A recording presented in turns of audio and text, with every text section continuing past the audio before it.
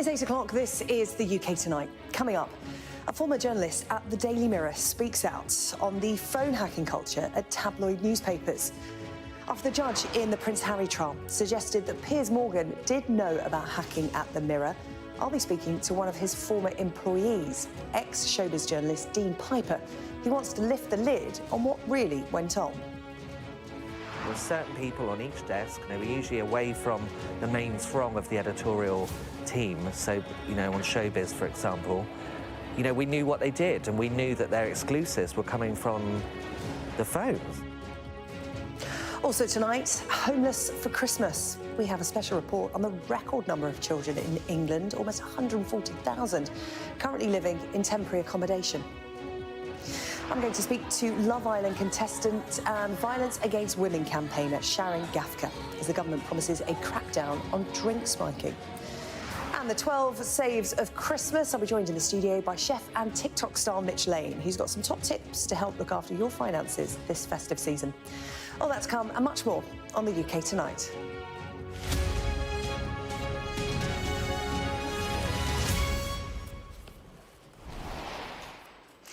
Well, I want to start tonight by talking about phone hacking. This was once again a massive story last week when a judge ruled that hacking was widespread and habitual at Mirror Group newspapers as he awarded Prince Harry almost £150,000 in damages. Mr Justice Fancourt found that editors at the Mirror's newspapers knew about hacking. That prompted former editor Piers Morgan to insist that he never hacked a phone or instructed anyone else to do so. I've been speaking to Dean Piper. Dean was a showbiz reporter at the Mirror in the early noughties, and he's one of just a handful of journalists who have spoken out about what they witnessed and the culture at tabloid newspapers, which allowed, and in some cases encouraged, unlawful behaviour. Dean, we're going back over 20 years ago now. You were 21, fresh out of journalism school, and you landed a job at the Daily Mirror, your ambition to be a showbiz journalist. Take me back to the world at that time when tabloid met celebrity. What was it like? I mean, it was the height of celebrity culture, wasn't it? It was kind of when everything exploded. We didn't have social media, we didn't have Twitter and Instagram and all of that. We were just getting to the point where Big Brother was launching, so reality TV hadn't even hit. Celebrity was booming and it was huge business. It was what sold papers. What was the pressure like to land the big stories, to get the big exclusives and make the front page? Because there was so much competition at that time between rival tabloids. It was very competitive with The Sun and the Sunday newspapers, and my job really was to get out there and hit the nightclubs and the red carpets and make sure I was getting the interaction with the celebrities themselves. But, if The Sun didn't leave the club till 3 a.m, you didn't leave till 3:10. And I guess you could call it the secret assassin, because I was with the 3 a.m. girls, they did their thing and their pictures with everyone, and I wasn't known, so no one knew who I was. I slipped in, got the goss and ran out. But in terms of the pressure in the newsroom to get these big stories, what was that like? Not for you personally, but overall the culture in there to get the exclusive, to get the private stories that nobody knew about? I mean, those were the stories that the news desk really wanted you to get. They wanted you to find out who was having affairs, who was having a secret baby, who was, going to the dodgy sex clubs. It was kind of disgusting, really, because the people's woes and things that went wrong in their lives were huge sellers. And, it's not like now. They were selling over 3 million copies a day. Newspapers were very big business, and a celebrity or politician or royal being involved just meant that your sales were going to soar through. You'll be aware, of course, of the judge's ruling last week on the Mirror Group. The judge found, Justice Fancourt, that phone hacking was widespread and habitual from 1998, and it remained extensive from 2006 to 2011. You worked at the Daily Mirror and at the People. What was your experience of phone hacking? I mean, when I walked in, a very young, wide-eyed, bushy-tailed, and I'm just wondering why everybody had phones on their desks. There were, like, multiple phones on certain people's desks. And I was always told it was because, the readers were going to call in and we'd get a lot of crank calls anyway. The reality of working there was not everybody was phone hacking. You know, I'm able to talk about it because I've got a completely clear conscience about the fact that I was never involved in it. But there were people at the paper that did phone hack. You know, there were certain people on each desk, and they were usually away from the main throng of the editorial team. So, you know, on Showbiz, for example, you know, we knew what they did, and we knew that their exclusives were coming from the phones. You know, it wasn't it was a Voldemort scenario as far as you didn't openly talk about it, but everybody knew that it was going on. And it's quite funny looking back on it now because, you know, we were a full newsroom then, and still people are kind of Voldemort about the whole phone hacking subject. You know, it's not something that people are talking about. Yeah, well, you're just one of a handful, a very small handful of former journalists at the Mirror Group who have spoken out. Why is that? Why is there such a deafening silence when you think there were hundreds of journalists there? You say only a small number of people were actually involved in phone hacking, but it seems, you know, the judge said it was widespread and habitual. People openly knew about this? I think when you step out of tabloids and you look back at it, I think a number of us were kind of scarred by it all because we realised the moral implications of what we were doing. You know, we were ruining people's lives. I say we, obviously a certain element of the paper was, and their torture and trauma was our plaything, and we were able to put it on the front page and sell copies. You know, there wasn't any thought about mental health or about where people were in their lives or what it was doing to the actual victim of it. Piers Morgan was your editor at the time. What was he like as a boss? He's a brilliant boss. I mean, do you know what? Piers, you can't knock it. I think as an editor, very supportive, you know, 100% behind your growth, and, you know, he took time to help you with your writing. We weren't like hugely in direct contact because each department would have their head. But God, you can't knock the support of him as an editor. The judge said about him last week that he found it convincing that Piers Morgan knew about phone hacking when he was in charge of the Daily Mirror. Piers Morgan responded to that. He said, "I've never hacked a phone or told anyone else to hack a phone. No one has produced evidence to prove otherwise." And he also points out that he wasn't asked to give evidence. He wasn't invited to be a witness at this trial. In fact, you know, the Mirror Group didn't defend him when certain allegations were made about him. So Piers Morgan has made his position very clear. He never hacked a phone or told anyone else to hack a phone. I mean, look, if you're a national newspaper editor and you've got all of this power and you're deciding what the narrative is for the Daily Mirror, if you're an editor on a local newspaper, the first thing you're going to say is, where did that story come from? So I find that quite amusing and kind of ridiculous because that's the first port of call as an editor and as a journalist. You want to know where the story came from. But there is an open conversation that I feel is important about the way that those newspapers did work in those days. And it wasn't good what they were doing. And it would be nice if people started to get to the point where they accepted some responsibility for what they put people through. The judge found certain witnesses credible in their accounts, which is what he is basing his judgment on. He also said the board directors, the legal department and editors knew. And in light of that, I mean, the legal department definitely knew. Like, there's no...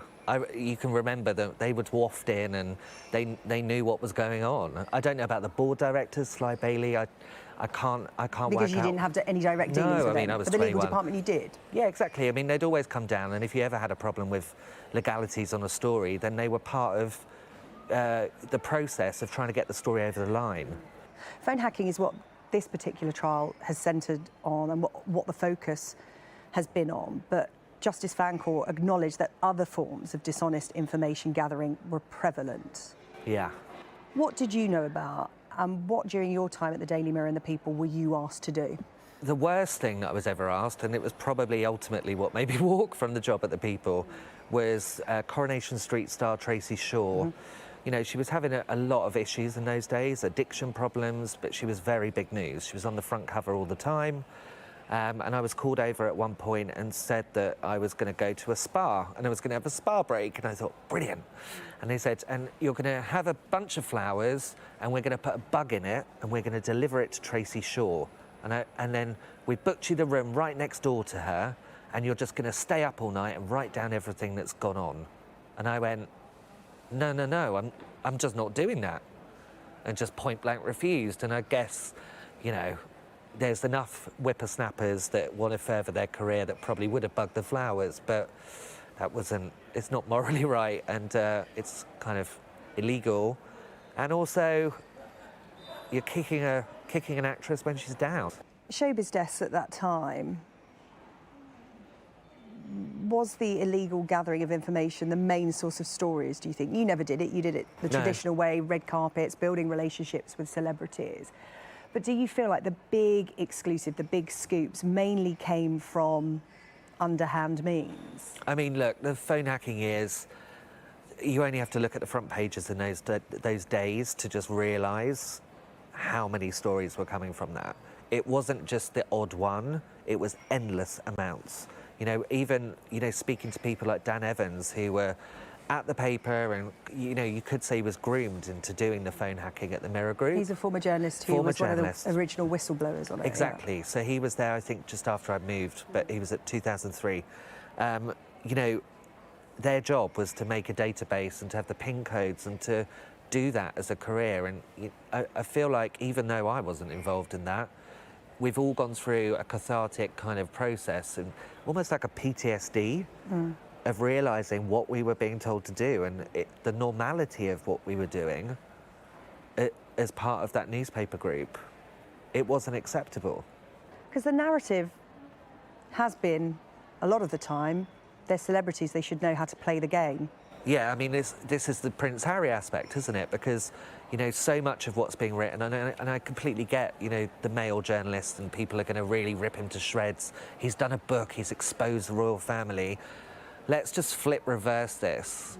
He lost his mum, he had to live in the public eye, he had to navigate all of his relationships under the spotlight, completely not trusting everyone. He couldn't go to anywhere. You know, I used to see him in Bougie. He was just thinking that everybody was going to sell a story out on him.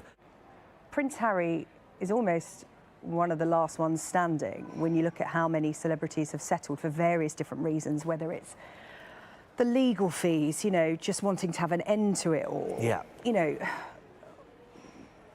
what do you think about Prince Harry's commitment to this? I feel like Prince Harry is quite right to just continue his mission to re-establish what press standards are now, because I think that's the biggest thing that I'm unhappy with, is the fact that journalism as a whole has been tainted by all of this. It's not getting stories through sources and working hard and putting the graft in, it's flipping a phone.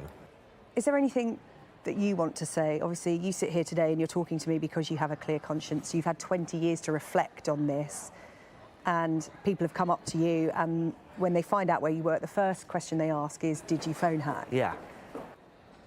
What is it that you want to leave people with? Is it an apology? Is it a reflection? It's 20 years on, you sit here with a clear conscience, but what do you want to say about that time and about what happened? We need to start accepting responsibility for what we were involved in, and I feel like there's a number of editors and journalists and people that are involved that are not telling the truth, and I'm sick of it. And I think a lot of people in the industry are sick of it, because we're all sat there saying, come on, you know what you did. Hold your hands up, accept responsibility, get yourself a clear conscience and move on.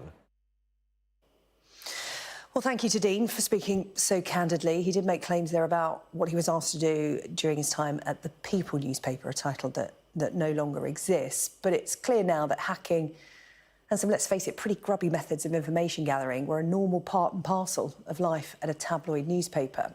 What was striking to me was the culture that Dean was describing, a culture where all of it was normalised, where everyone knew what was going on, but didn't want to be the one to speak out. Well, now some, like Dean, are choosing to do so. But for the most part, there is a deafening silence from those who perhaps could have put a stop to it at the time. What's clear is this is not the last we'll hear of phone hacking, and efforts to hold those responsible for it to account. As Prince Harry said in his statement on Friday, the mission continues. Next tonight, the record number of children who will spend this Christmas in temporary accommodation. Almost 139,000 children in England will be waking up on Christmas morning with nowhere to call home and an uncertain future ahead of them. Our Communities correspondent Becky Johnson has this special report.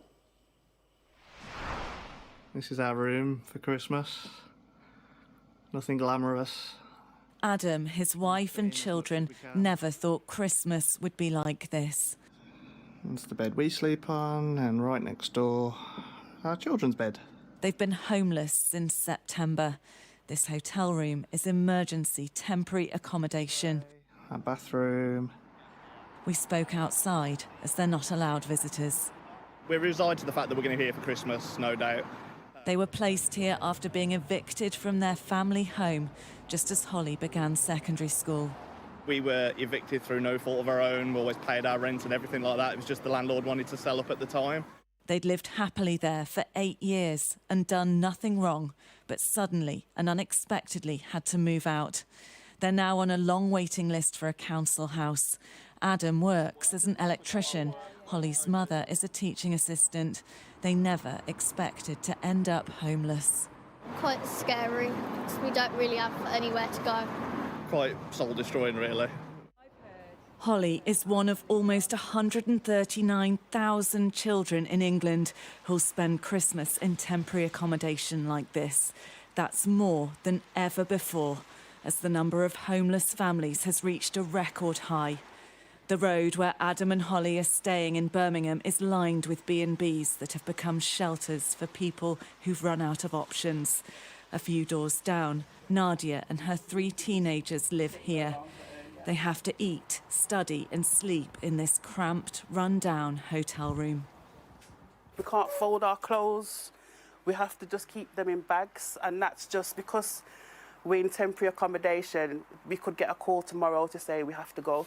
They were evicted from their privately rented home back in 2021 and hoped to get a council house then. But they're still waiting, nearly 3 years on.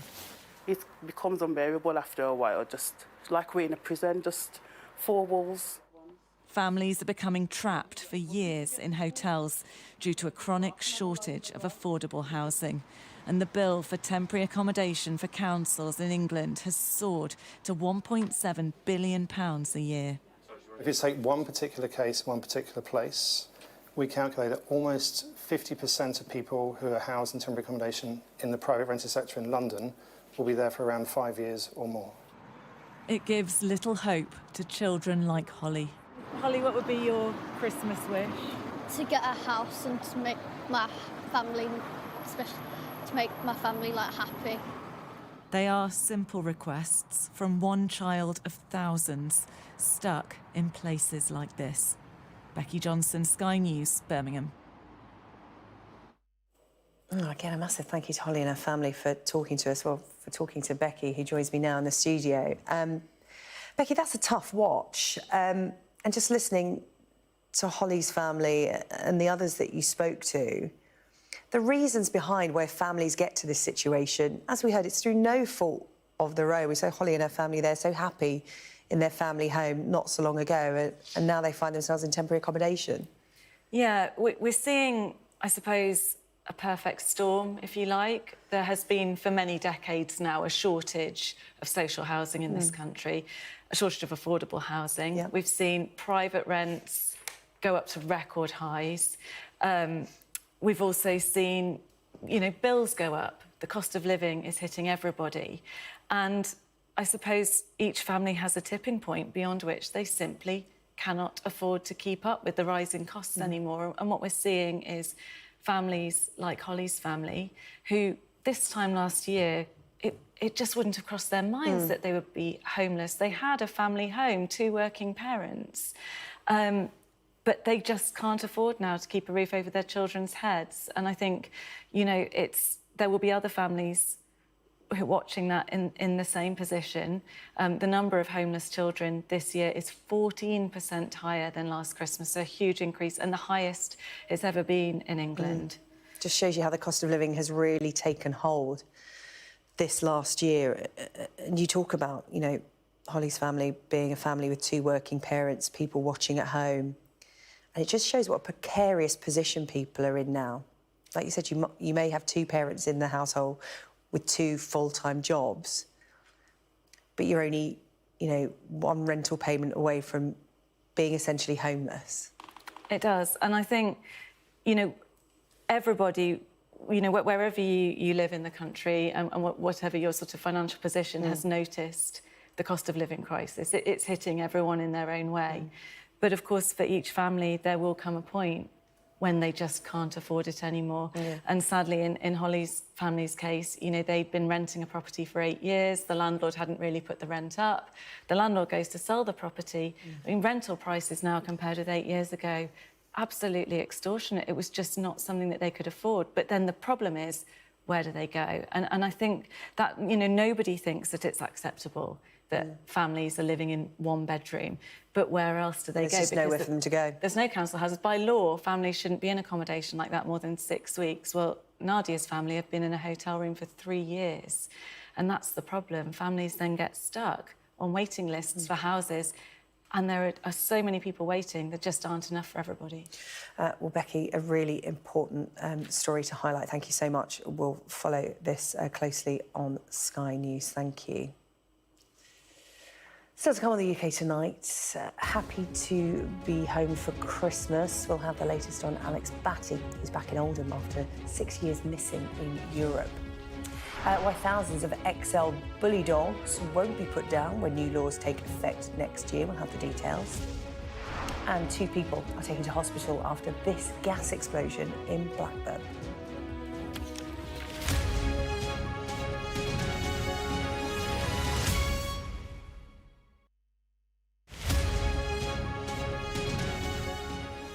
Well, it's a good location for actually launching things into polar orbit and sun-synchronous orbit. So those are the types of orbits you can get.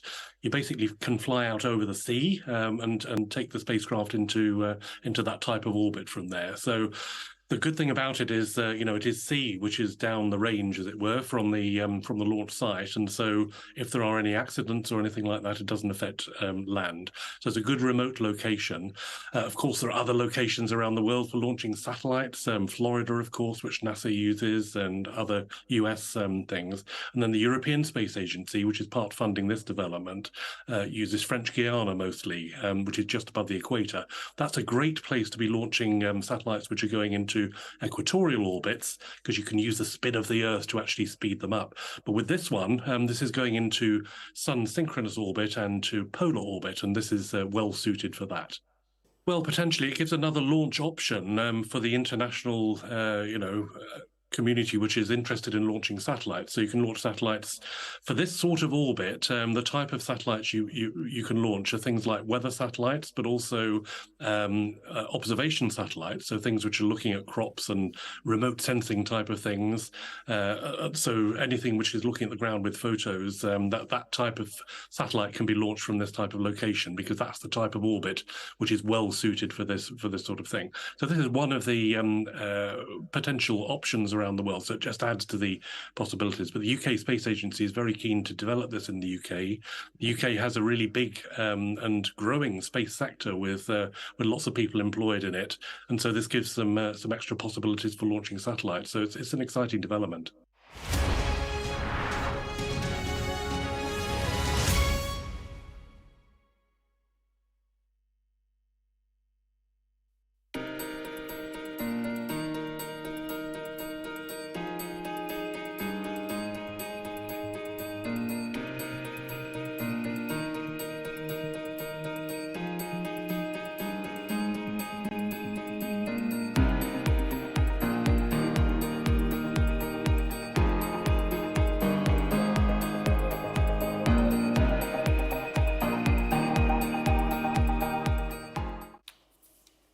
Hello, welcome back. You're watching the UK Tonight. Here's what's coming up. They knew all about it. Baroness Mone hits back at the Prime Minister after he said he's taking the scandal around her links to a PPE company incredibly seriously. And the government has promised a crackdown on spiking, but stopped short of making it a specific offence. I'll get reaction from Love Island contestant turned campaigner Sharon Gafka after it happened to her. But first, let's take a look at some of the other stories making news in the UK tonight. And 17-year-old Alex Batty, who was found in France after going missing for 6 years, has reportedly told journalists he's glad to be home. Well, the teenager is now back in the country after disappearing at the age of 11 after going on holiday with his mother and grandfather and never returning. Well, this weekend, he was reunited with his family here in the UK, thought to be his legal guardian, his grandmother. He told reporters that although he can't say much, he's undoubtedly glad to be home for Christmas. A man in his 40s, understood to be the comedian Russell Brand, has been questioned by police for a second time over historical sex offences. He spoke to officers at a police station in South London last Thursday, having previously been questioned on the 16th of November. The Metropolitan Police say the interview related to a further 6 offences, in addition to 3 offences discussed during their initial inquiries. The 48-year-old denies any wrongdoing. Thousands of XL bully owners have been told that they will not need to put their dogs down when a ban comes in on the breed next year. The government says it has approved the majority of applications seeking an exemption. From the end of the month, it's going to be illegal to breed, sell or abandon the dogs in England and Wales. The full ban will then come into effect in February. 2 people have been taken to hospital after a house in Blackburn was destroyed in a suspected gas explosion. Dozens more were evacuated after the blast in the town on Sunday. Lancashire Police said that 1 man was pulled from the rubble and taken to hospital, but his injuries were not thought to be life-threatening. Another man suffered only minor injuries.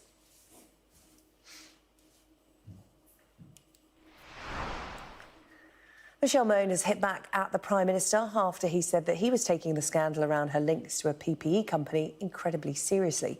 Baroness Mone has insisted the government knew all about her involvement with the firm, which was awarded a multi-million-pound contract during the pandemic. And she posted on X to say, what is Rishi Sunak talking about? Our chief political correspondent, John Craig, joins us from Westminster. So, John, what is the Prime Minister talking about? Remind us. Well, this is all about contracts that for PPE equipment that Michelle Mone and her husband made a lot of money out of. She admitted in an interview at the weekend, or they stand to make some money. And it turned out this equipment didn't work properly, and now she's being sued by the government. Now, the claim has been that from the government's political opponents that the proper processes were not followed here. She is denying that. And what has happened in the last 48 hours is she really has come out fighting with an interview, on a television interview, described by some as a car crash interview, because she admitted telling lies and then said it's not a crime. Now hitting back at the Prime Minister. So the Prime Minister, along with Oliver Dowden yesterday in television interviews, have said how serious they regard this. This was the Prime Minister speaking earlier today during a visit to Lossiemouth Air Base up in Scotland. The government takes these things incredibly seriously, which is why they're pursuing legal action against the company concerned in these matters. That's how seriously I take it and the government takes it, but it is also subject to an ongoing criminal investigation, and because of that, there's not much further that I can add. Well, that prompted Michelle Mone to hit back with a barrage of tweets attacking the Prime Minister and indeed Michael Gove, who was Cabinet Office Minister at the time of the pandemic. She, in first of her tweets, talking about the PM, said this: "What is Rishi Sunak talking about? I was honest with the Cabinet Office, the government and the NHS in my dealings with them. They all knew about my involvement from the very beginning." Later on, in further tweets, she said, does Rishi Sunak stand to profit from the Moderna COVID vaccine during the pandemic? I suggest he might want to take that incredibly seriously before pointing fingers to save his own skin. Now, Michael Gove's involvement in all this is the fact that it was he who she contacted making this offer. He claimed in an interview with Sky News a year or so ago that he went through. She should go through the appropriate civil service channels. He'd referred it to the appropriate civil service channels, he said. In actual fact, he referred it to another minister, Lord Agnew, who later spectacularly resigned at the House of Lords dispatch box over loans for COVID PPE being written off. So she has stirred up this row, first with her TV interview and now with these tweets. And the government is on the defensive. There's only one day left before Parliament breaks up for Christmas. Will the opposition get a chance to raise it tomorrow? They didn't today. John, thank you. John Craig with the latest from Westminster. Still to come on the UK Tonight. Claims teachers will not be forced to use a pupil's preferred pronouns in the government's transgender guidance to schools. We're going to be joined by former Love Island contestant and drink spiking campaigner Sharon Gafgen as the government promises a crackdown.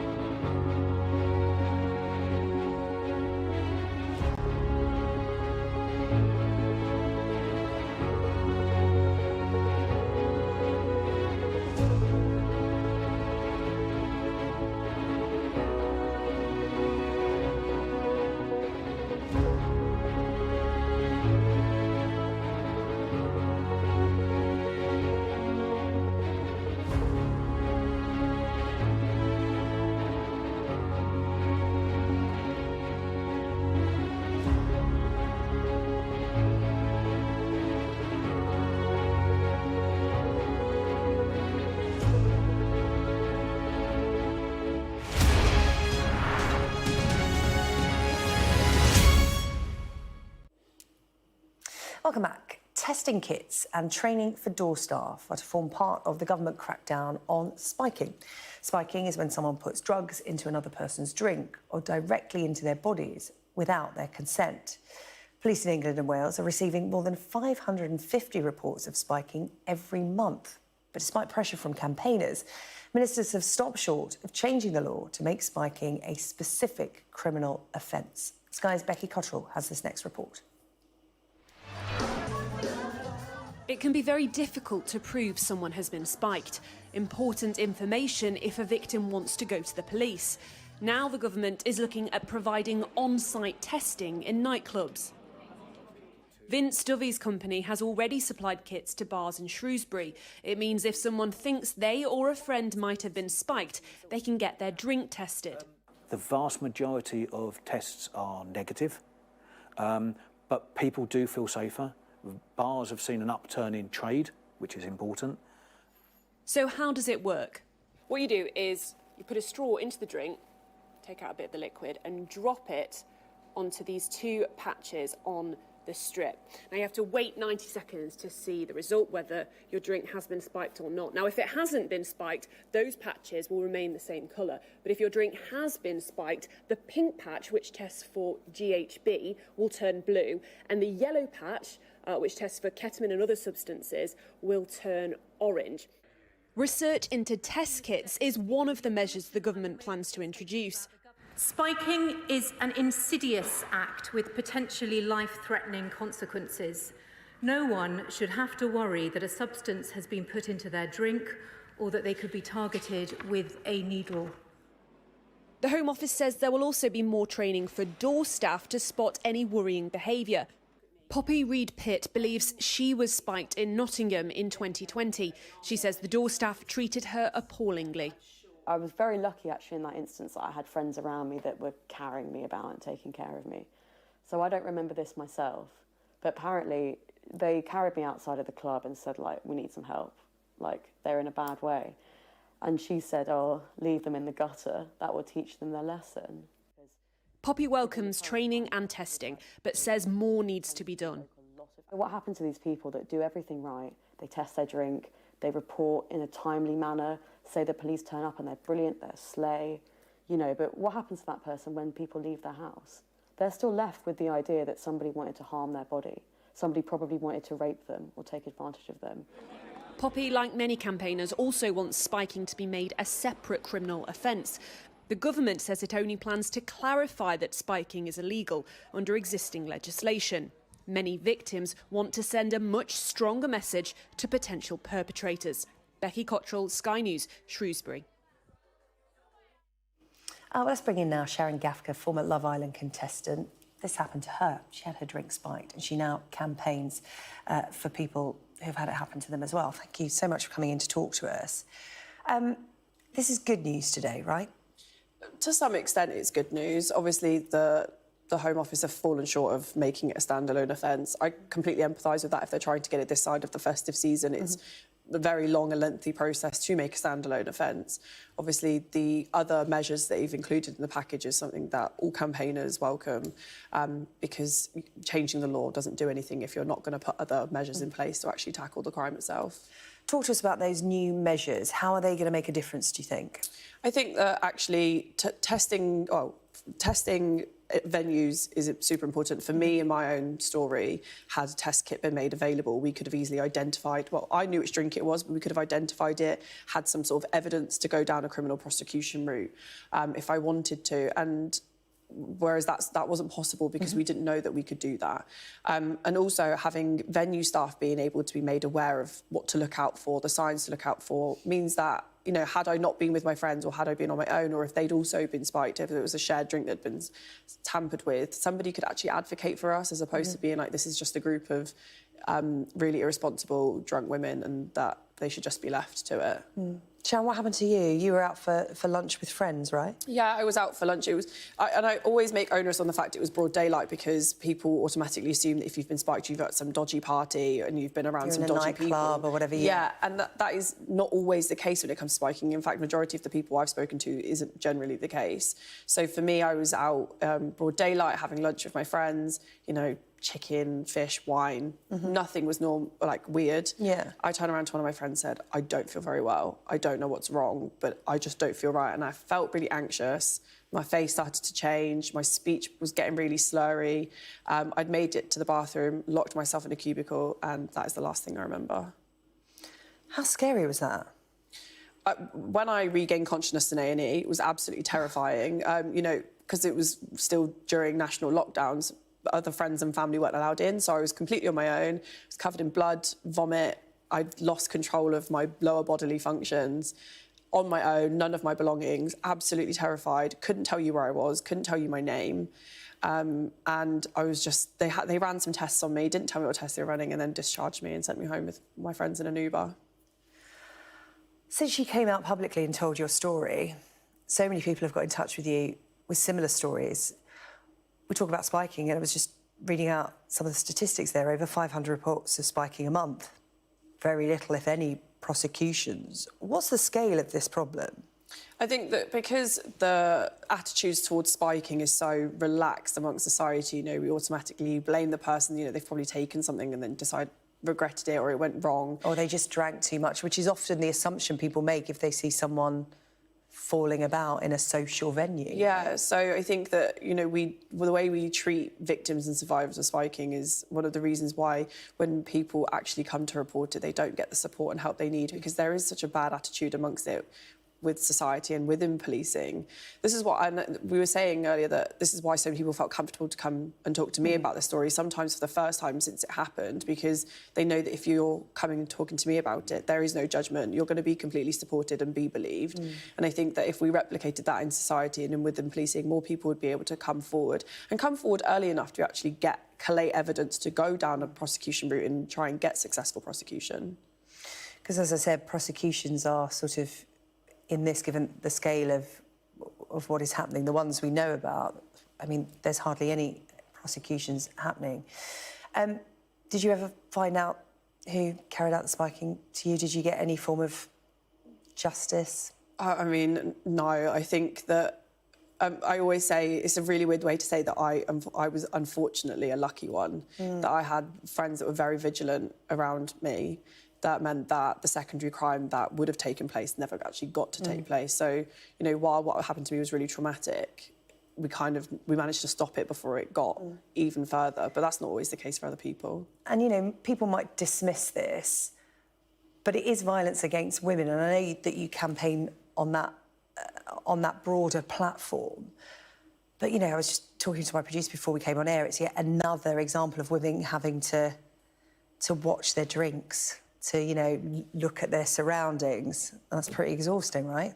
Yeah, I think, I mean, one of the long-term things that I'm looking at when we're talking about spiking is how we educate young people. You know, PHSE, when I was in school, was pretty lax and terrible. 14 years later, it hasn't changed. And I'm getting head teachers, heads of year, emailing me daily saying, like, we've got a problem with misogyny in our sixth forms, in our schools, and we're so worried that when we send them to university and into the wider world, it's going to grow and get worse. Not saying that this doesn't happen to men and boys as well, but it is predominantly targeted towards women. So I've always said that we need to look at how we educate young people in PHSE. Like, you know, they know it's wrong, but do they know to what extent it's wrong, to what extent it can damage a person? And, you know, even if they think it's a prank or it's funny, the long-term psychological and mental impacts you're having on that person. Well, Sharon, you're using your platform to great effect. Thank you so much for coming in to talk to us about this. Sharon Gafka, they're talking about spiking and the government's new measures that they're bringing in. Thank you. Thank you. Downing Street has refused to be drawn on whether the government's transgender guidance for schools, which is expected to be published tomorrow, includes an outright ban on social transitioning. It's being reported that teachers are going to be required to inform parents if their children say that they wish to change their gender identity. But teachers will not be compelled to address children by their chosen pronouns. Sky's Molly Malone has been to a school in Liverpool which has developed its own policy while waiting for the government's guidance. Down the school corridors, in the staff room and in the classroom too, there is a relatively new question. How do you support transgender pupils? With no textbook answer. Our job is to respect children in terms of them exploring their identity.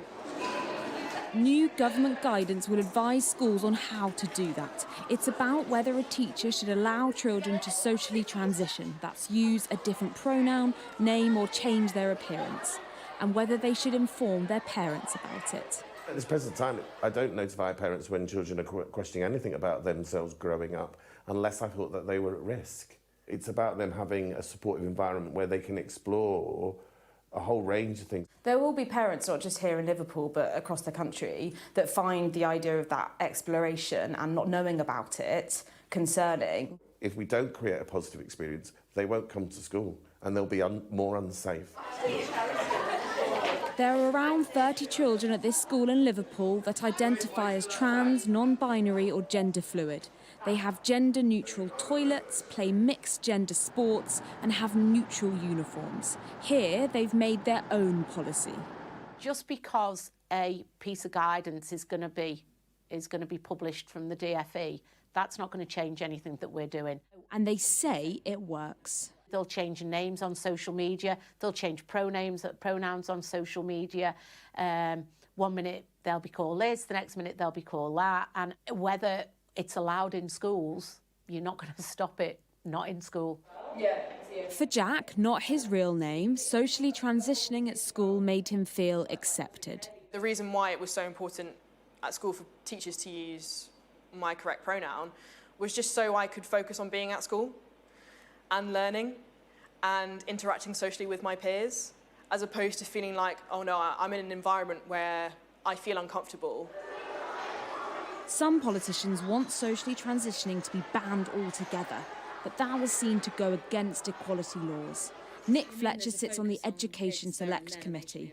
There's an awful lot of areas in life which are grey, but I think the safeguarding of our children is not. It's black and white. There should be no social transitioning within schools. The reality is that transgender children make up a small part of the pupil population, and yet they've become a big part of the political conversation. Will new guidance help or hinder? Molly Malone, Sky News.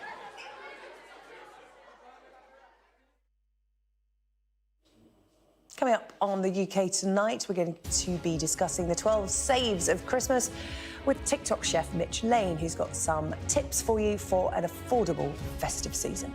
And Manchester City and Arsenal find out who they'll face in the next round of the Champions League. We'll have the latest for you as the round of 16 draw is made.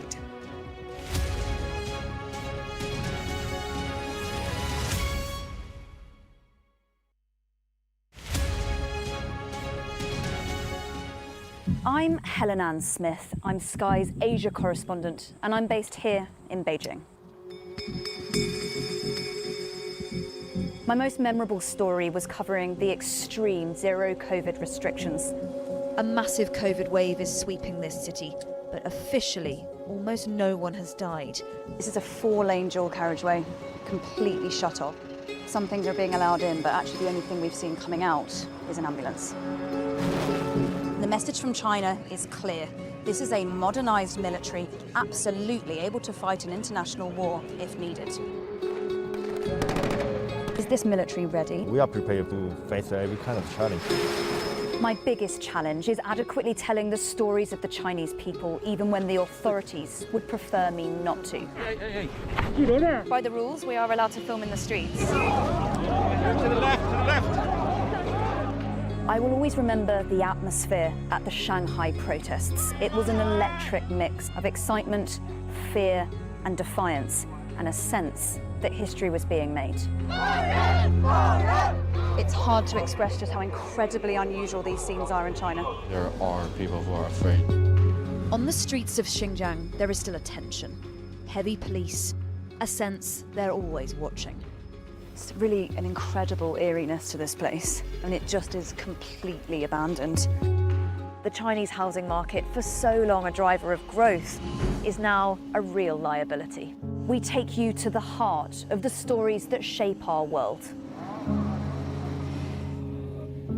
It's actually hard to describe the cold here. It's so intense. It literally takes your breath away. I can't tell if I'm moving it or it's moving me, but it's a very strange feeling. The world is watching what's happening here.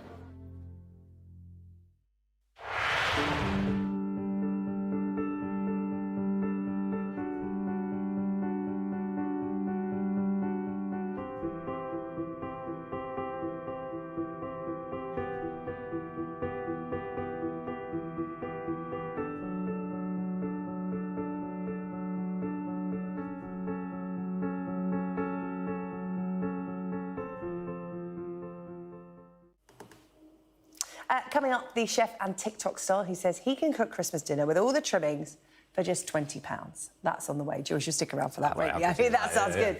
We like a thrifty, festive season. But you're here to talk about the sport, Jules, and we're talking about the Champions League draw. What's the latest? Yeah, so Manchester City and Arsenal were the last two Premier League teams standing. The last 16 draw has taken place today, and we know who they're going to get. Both won their groups, which meant they were seeded, which in theory means an easier tie in the last 16. And importantly, both will play their second legs at their home grounds, which, as you know, Sarah-Jane, is an advantage. City, then, let's start with them. The reigning European champions, won all 6 games in the group stage. They've never done that before. And they've got the Danish side, FC Copenhagen. This is only the second time they've reached the last 16, so it's fairly new territory for them. But, as you might recall, they beat Manchester United in the group stage, the other Premier League team from Manchester. They drew 0-0 in Munich against the mighty Bayern, so they must be taken seriously.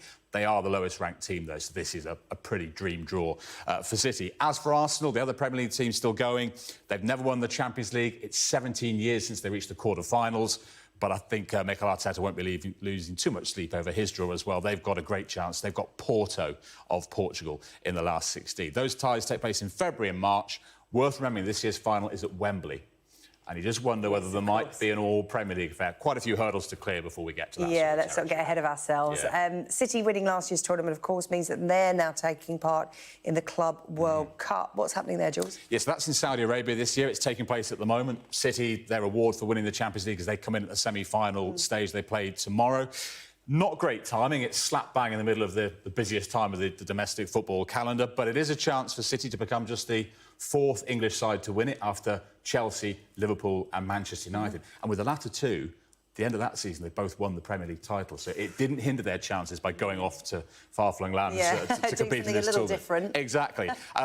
Could City be done without it? Pep Guardiola says no. He said it's a privilege and a once-in-a-lifetime opportunity. So he is very much up for winning it. So they play tomorrow in the semi-final. Back to tonight, though. Here are the rest of the day's sports stories. This Sky News Sports Bulletin is brought to you by Vitality. Getting more people more active. Live life with Vitality. Well, Stuart, it's been a few months now since the end of what was an incredible Ashes series. How are you adjusting now to life after playing cricket?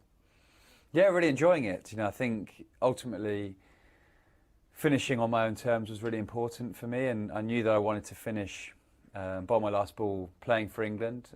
England versus Australia was a major pinnacle for me in Ashes cricket, and it was such a exciting and exhilarating series that I almost got to the stage where I don't know if it gets any better than this, really. So yeah, it was great to be able to sort of make the decision on my own, finish on my own terms, and I don't think it will really properly hit me until the Test team play again, and Jimmy Anderson and Ben Stokes are walking out with an England cap on in their whites. I think that might sort of feel real, that I won't ever do that again. But no, at the moment I've got no regrets and feel really happy.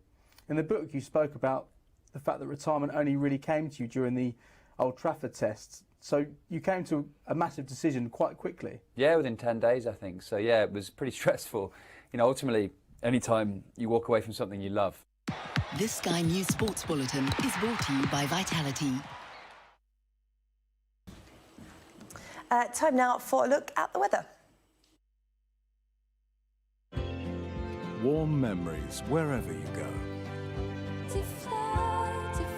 The weather, sponsored by Qatar Airways. Oh, the next few days look mostly mild and unsettled, but there'll be some colder spells as well, especially for the north, the south of Ireland and southwestern Britain. We'll see rain moving in this evening, while remaining southern parts look rather murky and damp. Elsewhere, it's going to be mostly dry and clear.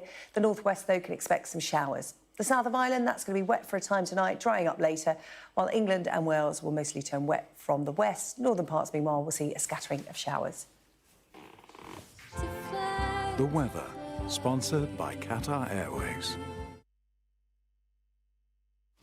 Now, it is the most expensive time of year for most of us, in fact, all of us, and the thought of that big Christmas shop might leave you wondering how you're going to afford it all. Well, my next guest here in the studio with me, chef and TikTok star Mitch Lane, has got some tips for how to keep those costs down this Christmas. Mitch, you reckon you can cook a full Christmas dinner with all the trimmings for just £20. You absolutely can. It sounds a little bit crazy, doesn't it, to think it? But yeah, with a few Crazy, little but tweaks... I like it. Yeah, to be honest, with a few little tweaks, it can be done. A few little substitutions here and there as well. Like, obviously, we'll swap the turkey out for, like, a large chicken because it's just so much cheaper. And, like, different little things like that. And make your own gravy as well from all the pan juices because, like, the gravy is the most important part of the dinner, in my opinion. But, yeah, just, like, you know, making the most of, like, cheaper vegetables as well, like the wonky veg that we've got here. I mean, like, it doesn't look great. But when it's all chopped up, it looks the same, right? The second it's in the base for your gravy or it's chopped up, you know, you're never going to tell the difference anyway. And, like, for me, I quite like it rustic anyway. I quite like a rustic, chunky bit of veg. Pay a fortune for that in a farm shop. You would, yeah. I mean, look, it don't look like a carrot as such, but, I mean, it tastes like a carrot. It's a reality of it, so... So what else have we got? You've got some yellow ticketed items here, which, you know, we see in the supermarkets, normally go on sale at the end of the day. So the reduced bits and pieces can make the difference as well for savings. I mean, it applies to veggies, but it also applies to different things as well. Like, if you can get your frozen pigs in blankets, if they're on offer for whatever reason, get them in the freezer. Try and spread the cost out, you know, over the course of a few weeks, so you're not lashing out a load of cash all in one go. You know, buy be organised. Yeah, try and be organised as best as you can, and if you can, like, you know, spread the costs, it's a bit of a winner, isn't it? So. Yeah. Well, I mean, my disorganisation does me quite well. I bought some Christmas cards today for people, and they were half price, so that's my top tip at the moment. Sorry to everyone listening in the gallery that's going to get one of those tomorrow. But Mitch, how did this all start for you? Because you are a TikTok sensation. You do budget meals for those who are, let's face it, we're all going through a cost of living crisis at the moment. We've been talking about it on the programme today. We talk on it most days. Just how did it start? It started in lockdown, right? Yeah, I mean, it's hard out there. That's the reality. Yeah. And it started off during lockdown for me. And I thought, you know what? I'm going to show people how to cook on a budget, show people how to feed the families what was, at the time, a £5. I'm still trying to do these £5 meals, albeit it's getting harder and harder with the way the cost of living's going. Yeah. Because everything's having to get more inventive. Having to get more inventive and, like, you know, instead of, like, buying a pack of tortillas, make your own from, like, flour and water and different things like that, just to try and keep the costs really down. Yeah. But as far as Christmas goes, Christmas dinner, I think we need to normalise people eating what they can afford. Like, I know there's a lot of pressure. I understand that everyone's got this bit of hype. Oh, we need to have a mad banquet. The best Christmas ever. We need, you know, the table full of food and everything. But the reality is, if you can only afford spaghetti meatballs, have spaghetti meatballs. If you can only afford a tin of soup and some bread, have it. Like, don't feel under pressure to, like, splash the cash and go mental. Take the pressure off. Take the pressure off, yeah. Well, Mitch, thank you so much for coming in to talk to us about savings at Christmas. I prefer chicken to turkey. I do. I'm the same. Thank you. We'll be back tomorrow night at 8.